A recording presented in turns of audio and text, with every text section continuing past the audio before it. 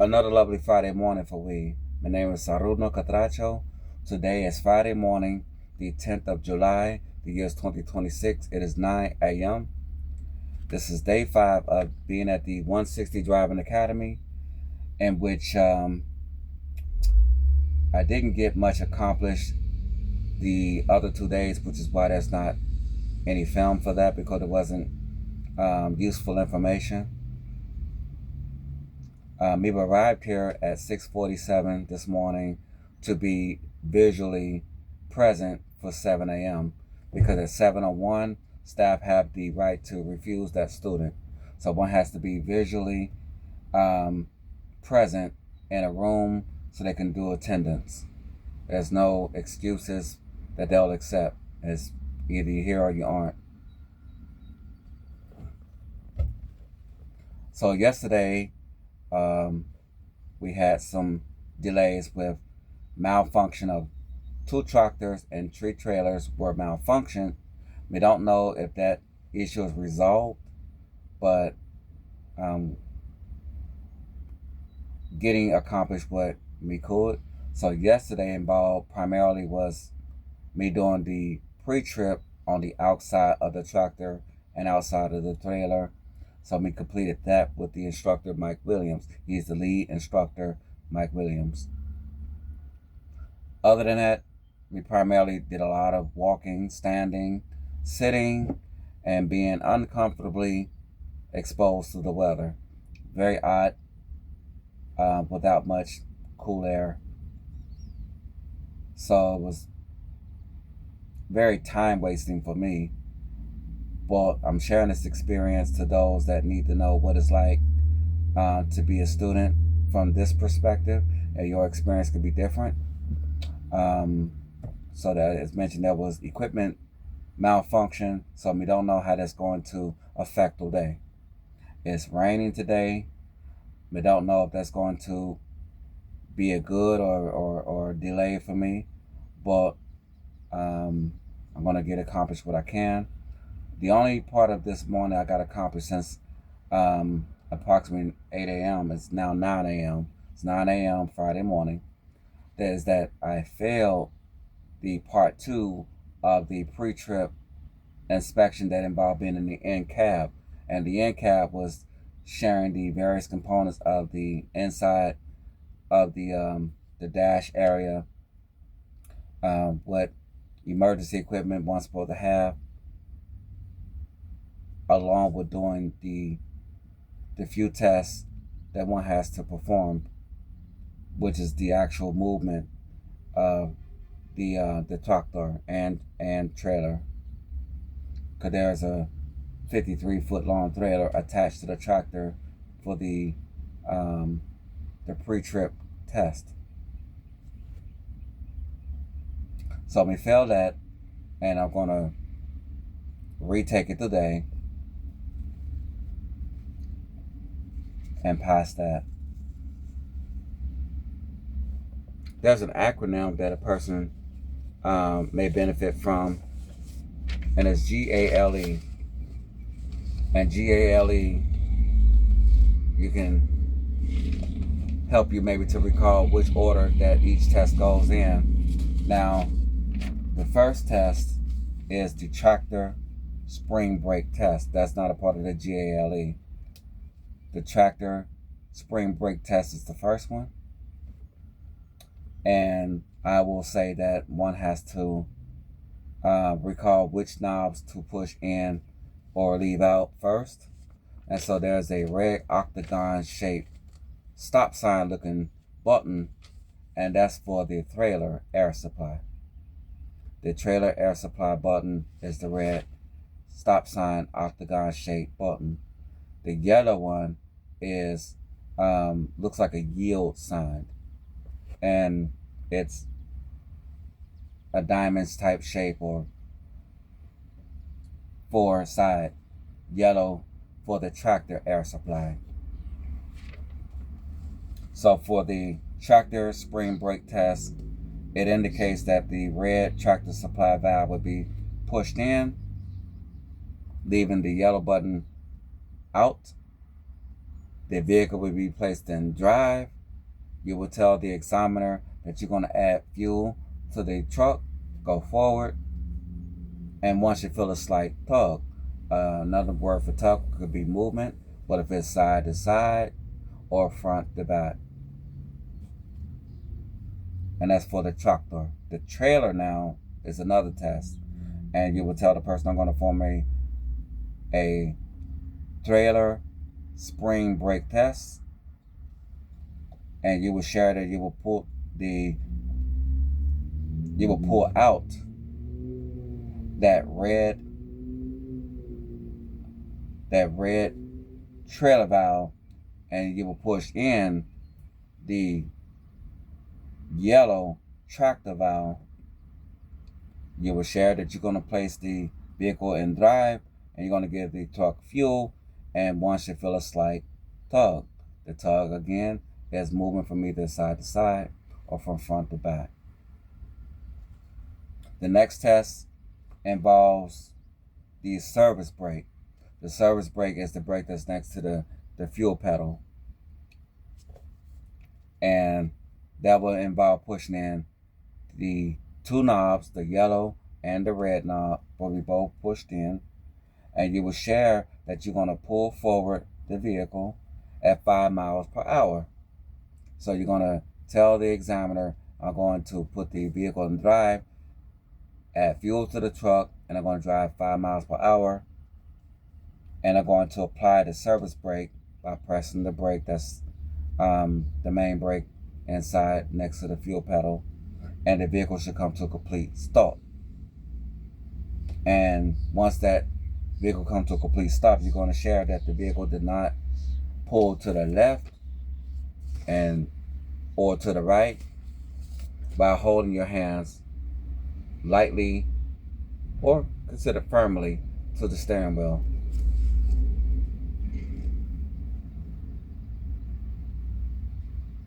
And by the way, these instructions is just for an automatic vehicle, not for a manual. I should have indicated that first, but I did show in a video the instructions for an automatic as well as a manual. So I showed the instructions for both. So what I'm indicating is this for an automatic tractor. So the acronym GLE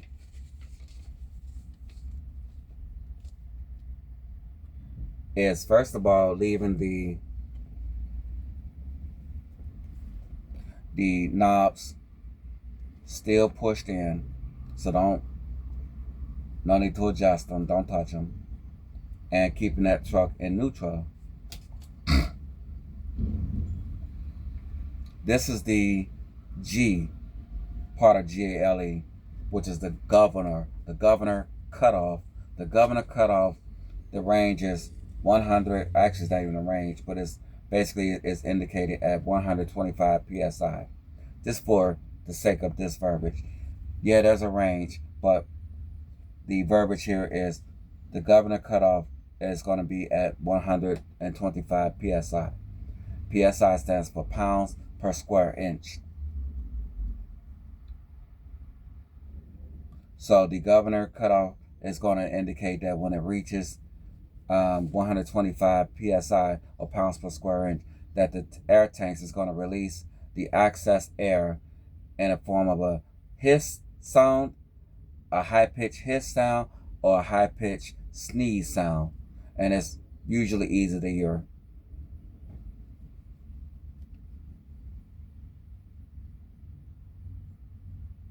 So the A of the GALE will be the air leakage test.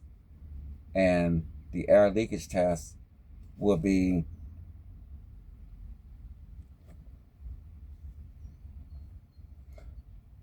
turning the key to the off position of the engine and turning the key to the on position without actually cycling the engine. Just put it on accessory mode, and therefore if the heat or the air or even something that's on would just stay on, but not the motor be running. So just put it in our accessory mode. And for the air leakage test, that would be the A of the GALE. One would say to the examiner that you would build your air pressure. I'm sorry, that's not correct.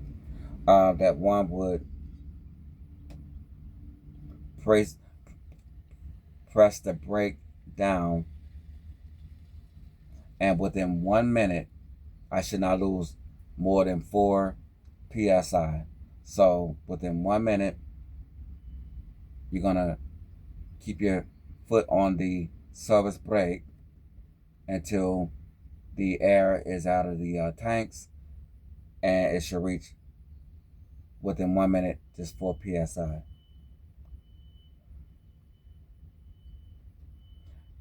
You will ask before that is actually done, you will ask the examiner to time you for 1 minute. And once the 1 minute is through, the examiner will say that's your time. Then you will share that you did not lose more than 4 psi within that minute. The next letter is the L of the GALE, and that would be the low air warning device. That involves looking at the dash, because on the dash there should be a light or 2 lights that should indicate low air. And they're using a word called fanning the service brake. And for me, I needed to reword it for myself, is that fanning the service brake would involve repeatedly pressing the service brake until the low air warning device shows on the dash, and it will light at 55 psi or both. So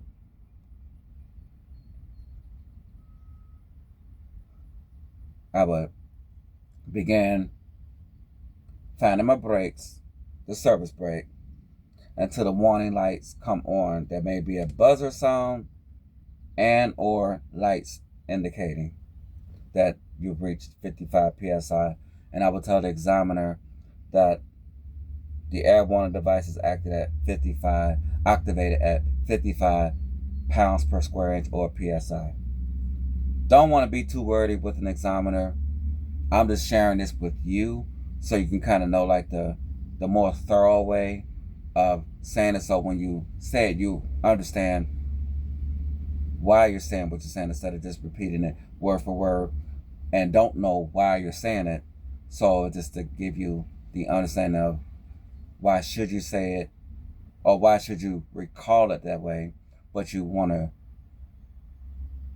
reduce it for the examiner. Stand within the verbiage that is printed. So the E of the GALE is the emergency brakes. And I will share that I will continue to fan my brakes, which is the repeatedly pressing the brake. For the emergency test, the emergency valves will activate between 20 and 45 psi, or 20 through 45 pounds per square inch. Once I fan my service brakes, both the yellow and the red knobs will pop out. When that is happening, you don't look at the dash. You visually see that the yellow and red knobs pop out without touching them. You don't touch the knobs because that can fail you.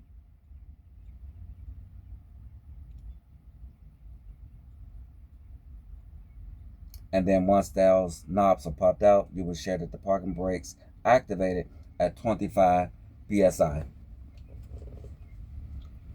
The last part of this test is telling the examiner, will you please step out of the vehicle to check the front of the tractor and the rear of the tractor and trailer. And that person will leave the vehicle, the driver will stay in, and you will share your left turn signal, your right turn signal, your low beams, your I beams, and your four-way flashers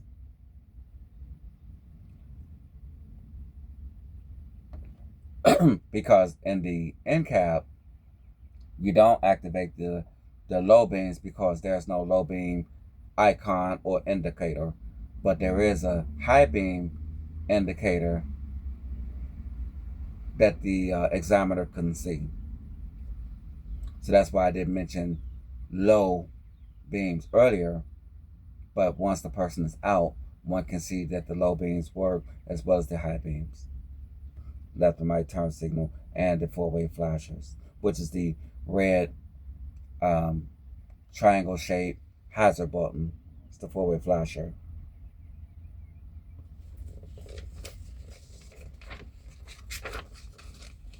So that's the end of the NCAP pre-trip. So for those that are more advanced in this field, you are welcome to share the way that you learned it. Maybe even the theory of why all this is important, so people like myself and future students could understand both why do we have to learn this and why do we have to share it.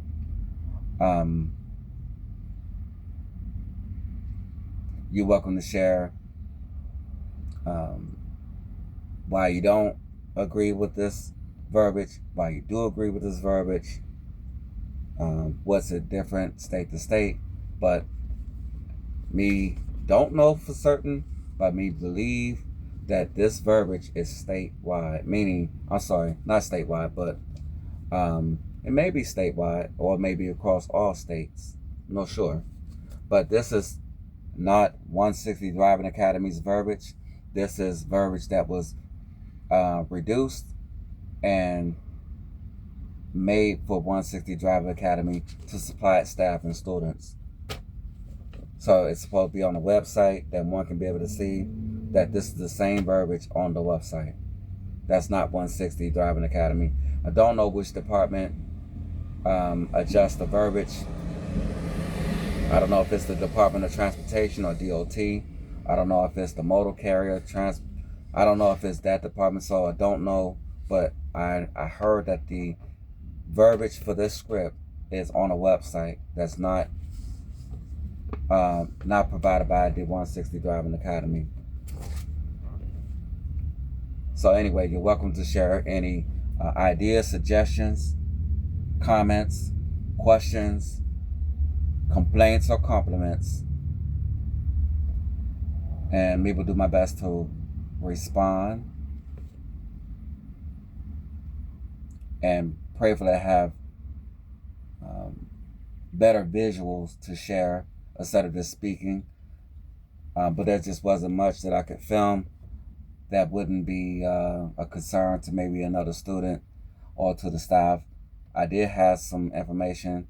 I did have some recordings, but I figured, well, I didn't get their consent to share them demonstrating the pre-trip, so I figured just wait until I could demonstrate it myself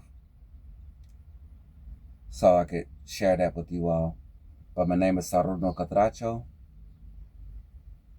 Pray for I do get some useful information and not just a lot of standing around, sitting, and being exposed to the weather. Because being here from 7 until 3:30, Monday through Friday, this is the first week. Week 1 is to be completed by today.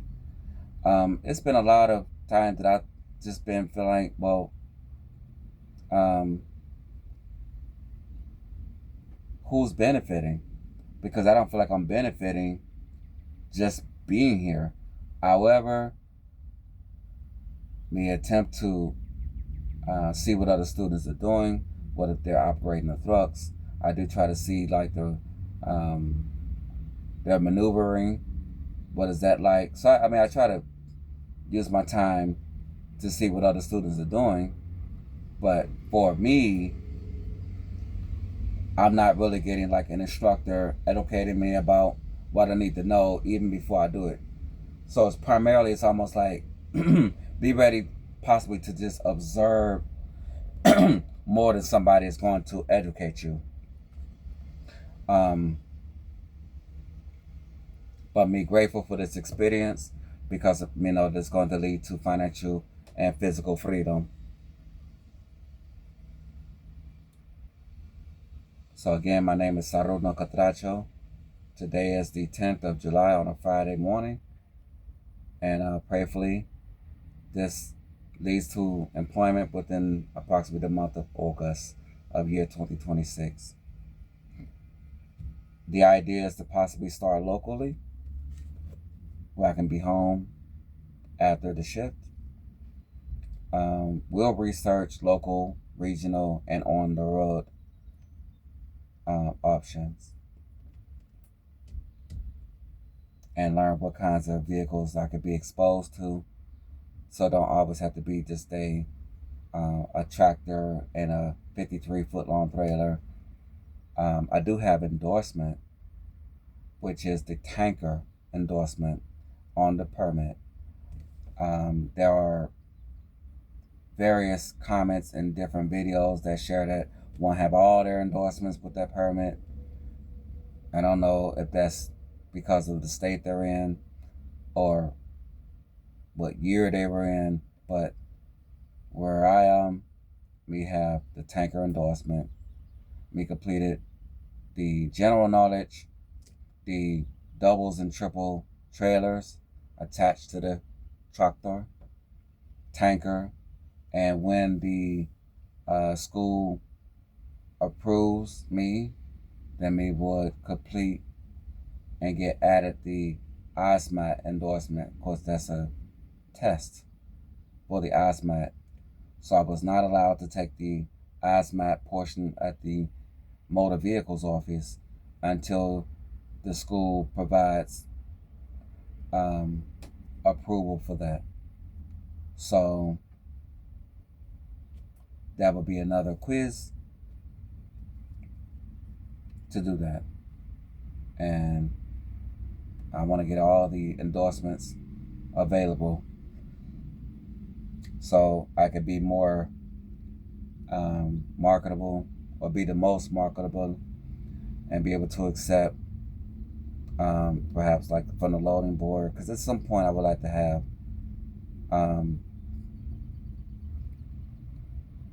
maybe my own trucks. No, sure. But we definitely want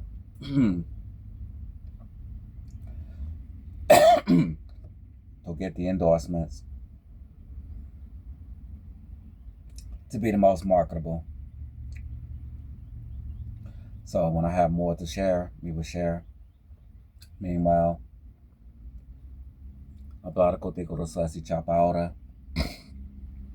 Hasta pronto, hasta luego. Chao. Sí, sí.